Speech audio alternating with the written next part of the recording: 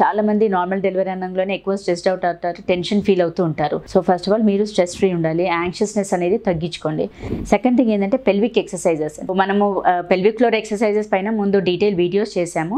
Basically pelvic floor muscles relax అవ్వడానికి butterfly exercises అంటాము. And at least regular walk for at least half an hour to 45 minutes mandatory. And deep breathing exercises, yoga అట్లాంటిది కూడా follow అమ్మంటాం. అదేంటంటే right from day 1 of pregnancy till delivery వరకు plan చేసుకుంటారు. చాలామంది ఏంటంటే కొన్ని రోజులు చేస్తారు, మళ్ళీ గ్యాప్ తీసుకుంటారు, మళ్ళీ జస్ట్ బిఫోర్ డెలివరీ చేస్తారు. అప్పుడు కూడా మనకి యూజ్ ఉండదు. On regular basis right from beginning of pregnancy till delivery వరకు మనం ప్రాక్టీస్ చేసినా అది మనకి యూజ్ ఉంటుంది. అండ్ మోస్ట్ ఇంపార్టెంట్ ఏంటంటే మనకు పోస్చర్, అంటే వెన్ యూఆర్ స్టాండింగ్, మనము నిలబడ్డప్పుడు కూర్చున్నప్పుడు ఏంటంటే స్ట్రైట్గా నిలబడడం అలవాటు చేసుకోవాలి. చాలామంది ప్రెగ్నెన్సీలో ఏంటంటే ముందుకు వంగిపోతూ ఉంటారు. అలా ఉన్నప్పుడు కూడా బేబీ హెడ్ అనేది కిందికి పెల్విక్ క్యావిటీలోకి జారదు. సో వెన్ యూ స్టాండ్ స్ట్రైట్గా నిలబడ్డప్పుడు, స్ట్రైట్గా కూర్చున్నప్పుడు ఏంటంటే ఆ పెల్విక్ బోన్లోకి హెడ్ డిసెండ్ అయ్యే ఛాన్సెస్ ఎక్కువగా ఉంటుంది.